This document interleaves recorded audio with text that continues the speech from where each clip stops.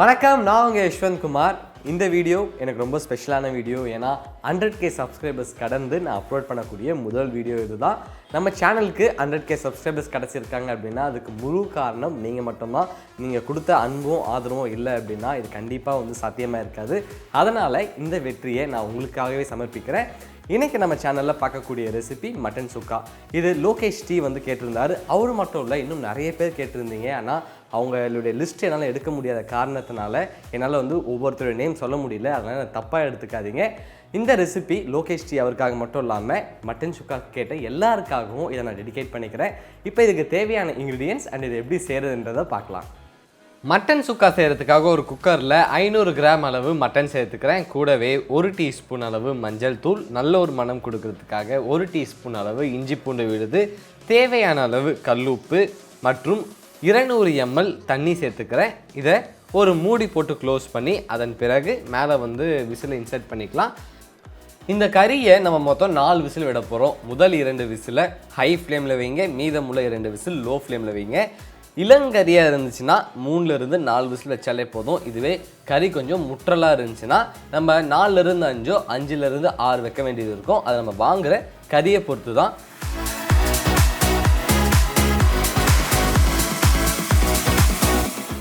இந்த mutton 4 whistle வந்துருச்சு. இதோடைய சூடு வந்து முழுமையாக குறைந்ததன் பிறகு இதை வந்து நம்ம திறக்கலாம். இந்த கறி வந்து நல்லா சாஃப்டாக சூப்பராக வெந்திருக்கு. இது எந்த அளவுக்கு வெந்திருக்கு அப்படின்றத உங்களுக்கு காமிக்கிறேன் பாருங்கள்.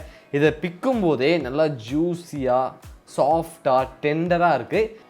மட்டன் சுக்காக்கு தேவையான கறி ரெடியாக இருக்குது. இதை எடுத்து சைடில் வச்சுருங்க. வேறு ஒரு பேனில் 1 டீஸ்பூன் அளவு சோம்பு, நல்ல ஒரு மனம் கொடுக்கறதுக்காக 1 டீஸ்பூன் அளவு தனியா, 1 டீஸ்பூன் அளவு சீரகம், 1 டீஸ்பூன் அளவு மிளகு, ஒரு 6லேருந்து 7 குண்டு மிளகாய் சேர்த்துக்கிறேன். கூடவே கருவேப்பிலையும் சேர்த்து லோ ஃப்ளேம்லேயே வச்சு இதை ட்ரை ரோஸ்ட் பண்ணிக்கலாம். இந்த ப்ரிப்பரேஷனில் நான் வந்து குண்டு மிளகாய் சேர்த்துருக்கேன். ஆனால் சில பேர் நீளமான மிளகாய் கூட சேர்ப்பாங்க. அது வந்து உங்கள் இஷ்டம் தான். நீங்கள் இதுவும் சேர்க்கலாம் அல்லது அதுவும் சேர்க்கலாம். நல்லா லோ ஃப்ளேம்லேயே வச்சு ஒரு 3லேருந்து 4 நிமிஷம் வரைக்கும் நான் ரோஸ்ட் பண்ணிட்டேன். இதை நல்லா ஆற விட்டு ஃபைன் பவுடராக அரைச்சி எடுத்துக்கலாம். இந்த அளவுக்கு நல்லா ஃபைனாக அரைச்சி எடுத்துக்கோங்க.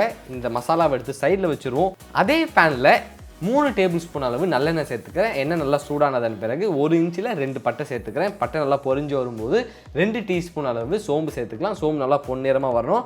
அடுத்து இதில் கருவேப்பிலையும் சேர்த்துக்கலாம். கருவேப்பிலை நல்லா பொரிஞ்சதன் பிறகு இதில் 50 கிராம் அளவு பூண்டு சேர்த்துக்கலாம். பூண்டு ரொம்ப நேரம் வந்து வதங்க வேண்டிய அவசியம் கிடையாது. பூண்டு சேர்த்து கொஞ்ச நேரத்துலேயே இதில் 100 கிராம் அளவு சின்ன வெங்காயம் சேர்த்துக்கிறேன். இந்த ரெசிபிக்கு சாதா வெங்காயத்துக்கு மாறாக சின்ன வெங்காயம் சேர்த்திங்கன்னா இதில் இருக்க ருசியும் மனமும் இன்னும் கூடுதலாக இருக்கும்.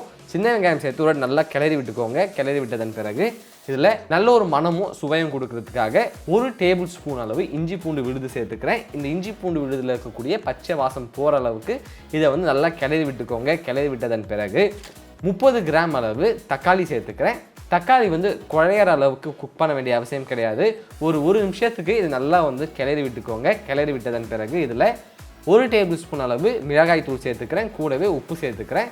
இதை இப்போ ஒரு நல்லா மிக்ஸ் பண்ணிப்போம். இந்த ரெசிபியில் நம்ம ஏற்கனவே 6லேருந்து 7 குண்டு மிளகாய் சேர்த்துருக்கோம். ஒருவேளை அந்த காரமே போதும் அப்படின்னா நீங்கள் இந்த மிளகாய் தூளை ஸ்கிப் பண்ணிக்கலாம். இந்த மாதிரி நல்லா கிளறி விட்டதன் பிறகு இதில் இருக்கக்கூடிய பச்சை வாசம் போகிறதுக்காக நம்ம மட்டனை வேக வச்சுருந்தோம் இல்லையா தண்ணி, அந்த தண்ணியில் பாதி இப்போ சேர்த்துக்கிறேன். மீதமுள்ள பாதியை நம்ம வந்து கறி சேர்த்ததன் பிறகு சேர்த்துக்கலாம். இதை ஒரு வாட்டி இப்போ நல்லா மிக்ஸ் பண்ணிக்கோங்க. இதில் இருக்கக்கூடிய பச்சை வாசம் போகிறதுக்காக இதை ஒரு லிட்டை போட்டு க்ளோஸ் பண்ணி 5 நிமிஷம் வரைக்கும் லோ ஃப்ளேம்லேயே வச்சு இதை நல்லா நான் வந்து கொதிக்க விடுறேன். ஒரு 5 நிமிஷம் வரைக்கும் இந்த வெங்காயம், தக்காளி, பூண்டு மற்றும் குழம்பு மிளகாய் தூள்லாம் லோ ஃப்ளேம்லேயே நல்லா கொதிச்சிருச்சு. இதில் இருக்கக்கூடிய பச்சை வாசமும் போயிடுச்சு. அதே மாதிரி நம்ம சேர்த்துருக்க எண்ணெயும் மேலே வந்துடுச்சு. இந்த நேரத்தில் நம்ம வேக வச்சுருந்த மட்டனை சேர்த்துக்கலாம். மட்டனை சேர்த்து இந்த வெங்காயம், தக்காளி, பூண்டெல்லாம் மட்டனை நல்லா கோட் பண்ணுற அளவுக்கு இது நல்லா வந்து கிளறி விட்டுக்கோங்க. இந்த ப்ரிப்பரேஷனில் நம்ம டேரெக்டாக இந்த தொக்குலேயே கறி சேர்த்து தேவையான அளவு தண்ணி ஊற்றி வேக வைக்கலாம். ஆனால் நம்ம குவிக்காக முடியணும் அப்படின்றதுக்காக கறியை நம்ம குக்கரில் வச்சு எடுத்துட்டோம். ஆனால் இந்த தொக்குலேயே போட்டு இந்த கறியை குக் பண்ணும்போது இதில் இருக்கக்கூடிய சுவை வந்து இன்னும் கூடுதலாக இருக்கும். இதை ஒரு நல்லா இந்த மாதிரி மிக்ஸ் பண்ணிவிட்டு நம்ம மிச்சம் எடுத்து வச்சுருந்த இந்த கறி தண்ணீரில் சேர்த்துக்கலாம். ஒரு 2 நிமிஷம் வரைக்கும் இதை மீடியம் ஃப்ளேம்லேயே வச்சு இந்த கறியை வந்து நல்லா கொதிக்க விடுங்க.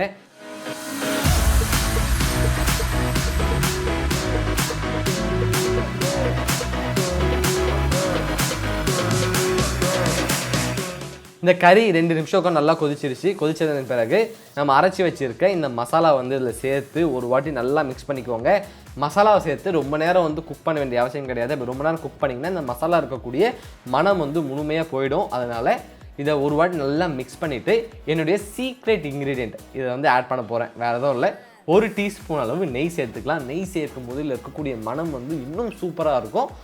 கூடவே நல்லா பொடியாக நறுக்கின கொத்தமல்லி இலையும் மேலே வந்து தூவிக்கலாம். அவ்வளோதான், ஒரு சூப்பரான ஈஸியான ருசியான மட்டன் சுக்கா ரெடி ஆகிடுச்சு. இதை அழகாக ஒரு பவுலில் வந்து போர்ஷன் பண்ணிக்கலாம்.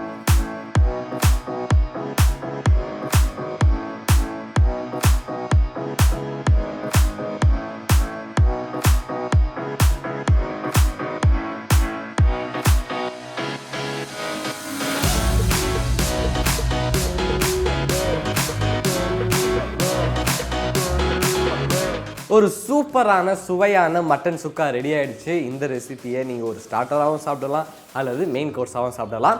இந்த ப்ரிப்ரேஷனில் நம்ம வந்து குண்டு மிளகாய் சேர்த்துருக்கோம். ஆனால் சில பேர் வந்து நீளமான மிளகாய் கூட சேர்ப்பாங்க, அது உங்களுடைய விருப்பம். இந்த ரெசிபியை நீங்கள் வீட்டில் ட்ரை பண்ணி பாருங்கள். ட்ரை பண்ணி பார்த்துட்டு உங்களுடைய ஃபீட்பேக்கை கீழே கமெண்ட் பண்ணுங்கள். இதே மாதிரி இன்னொரு சூப்பர் ரெசிபியோட உங்களை நான் சந்திக்கிறேன். Until then, bye from Yeshwanth.